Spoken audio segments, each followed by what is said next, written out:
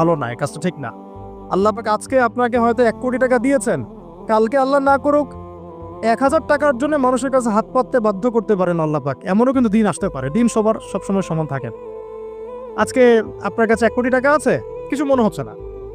কালকে কে জানে আল্লাহ না করুক যে 1000 টাকা কারো কাছে চাইতে হচ্ছে, 1000 টাকার জন্য ঠকে গেছেন। হতে পারে না? রিজিককে মানুষ তাজিম না করলে রিজিক দূরে চলে যায়। দুটো বিষয় খেয়াল রাখবেন। দুটো বিষয়। এক হচ্ছে মাঝে মাঝে মনের মধ্যে কিছু আমল করার ইচ্ছা আসে না? মনে হলো যে আচ্ছা একটু 10টা আয়াত পড়ি, মনে আসে না মাঝে মাঝে? এমন মনে হয় না? ওই সময় এই যে মনের মধ্যে যে এই ইরাদাটা জাগ্রত হওয়া, এটাকে আমরা বলি ওয়ারিদ। অন্য ভাষায় আপনি বলতে পারেন মেহমান। কি বলতে পারেন? এটা আল্লাহর পক্ষ থেকে আপনার কলবের মধ্যে মেহমান হিসেবে এসেছে। এখন আপনি যদি আমলটা করেন, সেই মেহমান বারবার আপনার কলবে আসবে।